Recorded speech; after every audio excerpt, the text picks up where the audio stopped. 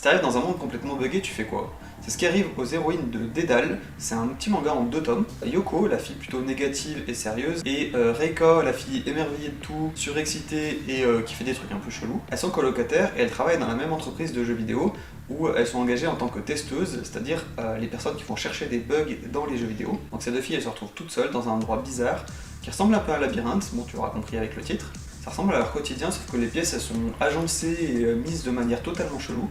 Elles se demandent si c'est un parc d'attractions abandonné ou un truc du genre, et le premier truc qu'elles vont chercher à faire, c'est chercher de l'aide et essayer de sortir.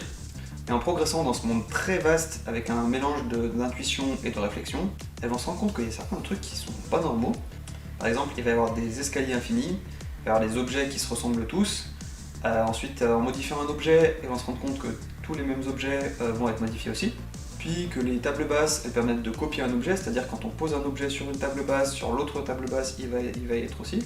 Donc j'ai bien aimé tout ce côté, on teste un peu tout ce qui nous passe par la tête, ça m'a fait penser un peu à Light quand il découvre le Death Note et qui fait ses expériences. Reika elle est trop contente de pouvoir expérimenter tout ce qui lui passait par la tête, parce que dans le monde réel elle passait un peu pour une tarée, elle avait besoin de liberté. Quand elle était petite, les autres enfants qui jouaient avec elle, ils étaient rêveurs, mais au bout d'un moment ils ont commencé à grandir et à la juger. Et c'est dans les jeux vidéo qu'elle a retrouvé ses sentiments de liberté, et encore plus dans les bugs de programmation, c'est-à-dire les choses que les développeurs n'ont pas prévues. Par contre, pendant leurs expérimentations, elles vont tomber sur un monstre qui va manquer de les bouffer, et là, elles vont se rendre compte que c'est sérieux et qu'il faut vraiment se barrer. Elle va recevoir l'aide d'un homme mystérieux qui se retrouve être un créateur de jeux vidéo. Reika, elle va se sentir de plus en plus à l'aise dans ce monde qui ressemble aux jeux vidéo, mais Yoko, elle s'y sent pas bien et elle va rentrer chez elle, donc la question c'est est-ce qu'elle va réussir à rentrer chez elle ou pas? Et pour ça, je te spoile pas et je te laisserai lire le livre. Il y a beaucoup de références aux jeux vidéo, Mario, Half-Life, Portal, Assassin's Creed, Halo, Metal Gear Solid.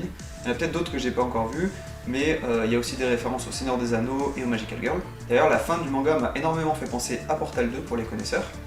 Et on voit aussi des dessins de Nintendo DS, de PS3, de PlayStation Move et de manettes de Xbox 360. Moi j'ai pas compris, par contre il y a un peu de fanservice, on les voit en maillot de bain, dans le bain ou en sous-vêtements, alors que ça apporte rien dans l'histoire, donc un peu chelou.